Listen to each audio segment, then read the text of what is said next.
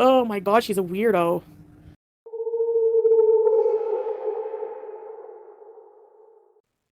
Hello, 'tis I, Fat Cow. I'm not going to comment directly on the narrative that was spun by Foodie Beauty yesterday. I think we all know what was said.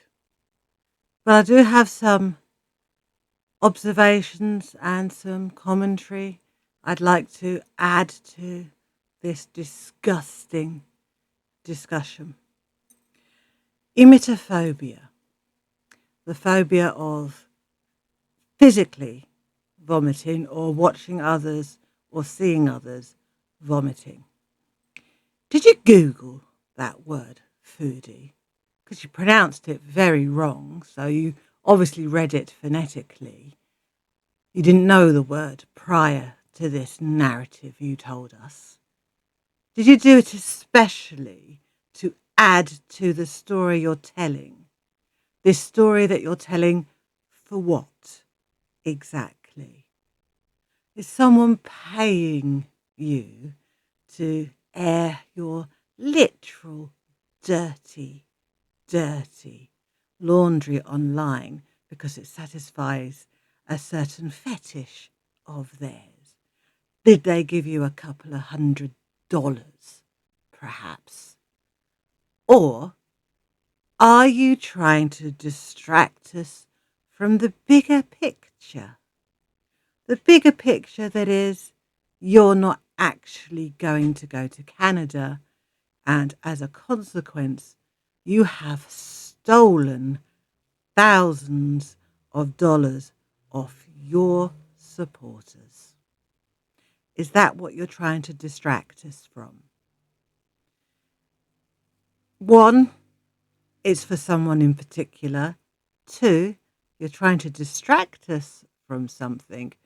Or three, you realize your content is so fucking pedestrian and dull and droll and uninteresting that you will literally pull anything out of the bag to keep us talking about you. Which, in all fairness, is working because here I am talking about you, having divulged the fact you did those things during the night and left them in situ. These disgusting things that nobody with any sense of pride, dignity, or shame would talk about on the internet.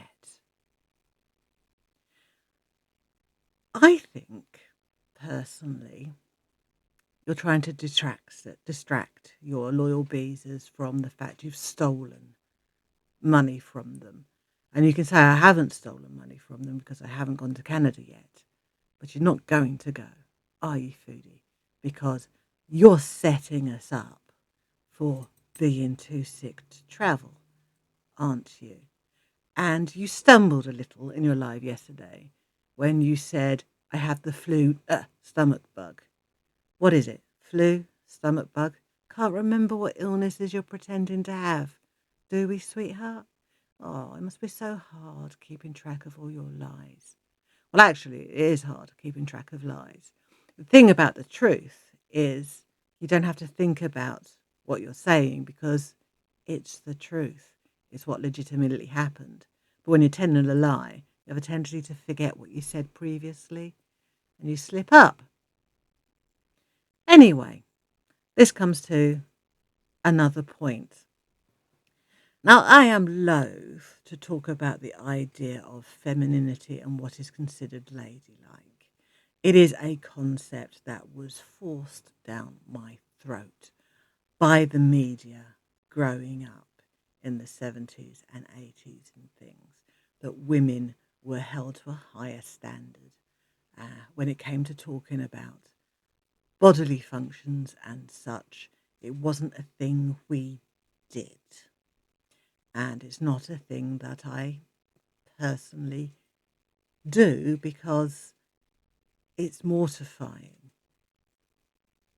even in a relationship, I'm not the kind of person that does their thing with the door open, let's say.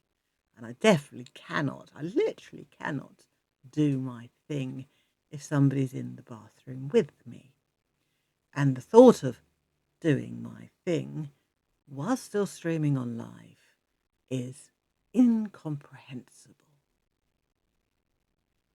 But why is Foodie, who for such a long, long, long time, and even now, still likes to portray herself as somewhat sexually attractive, let's say, for diplomacy's sake, as a desirable woman who could get any man she wanted. And we are all so fucking jealous of her. Where does her mind go when she's talking about the emissions she creates from every fucking orifice?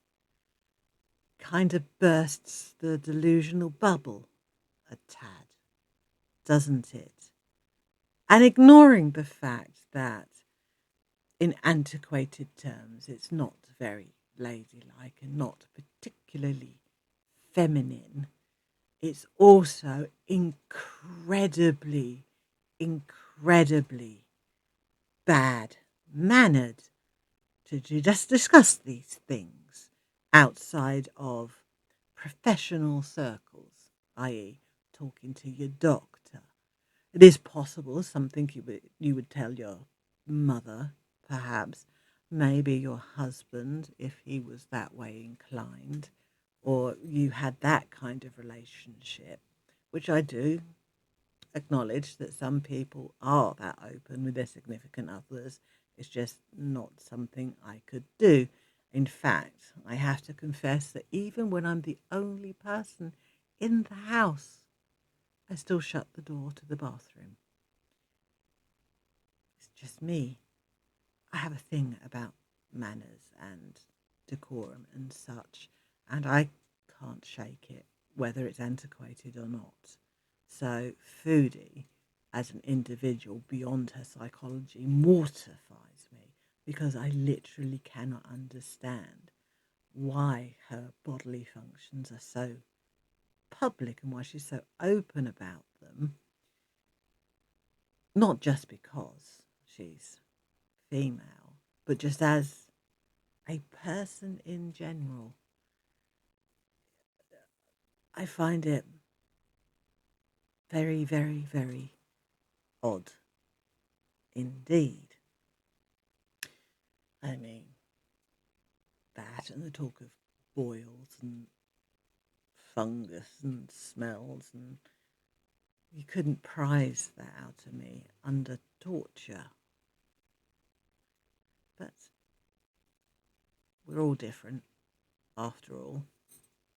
But Foodie's always been, for want of a better word, gross.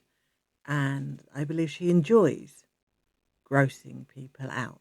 She definitely enjoys shocking people, and she enjoys being controversial.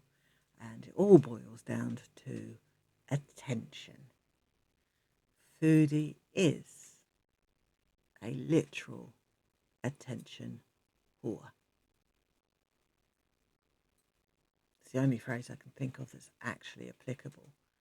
And that, oddly enough, has a lot to do with my opinion, her undiagnosed, my opinion, histrionic personality disorder.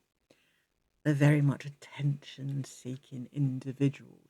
They like to use their body and their sexuality to get attention, and when that no longer works for them because they've literally eaten themselves into deformity, other bodily functions have to do for attention and notoriety. I would hate to be so desperate for attention I would literally, figuratively, hypothetically display my actual butthole on the internet, which is pretty much what she's doing in a symbiotic symbolism kind of way.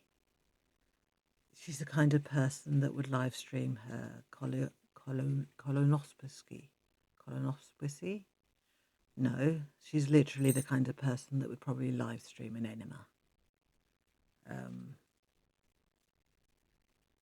I've always used the term revolting with reference to Foodie, and it's almost always been in reference to her character, actually.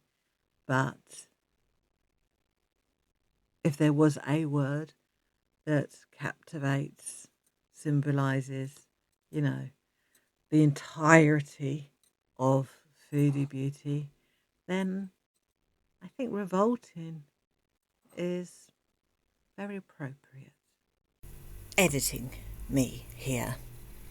I'm well aware that this makeup attempt, which was done by me, is meant to be a skull, but I've just successfully managed a Halloween makeup of a sad panda.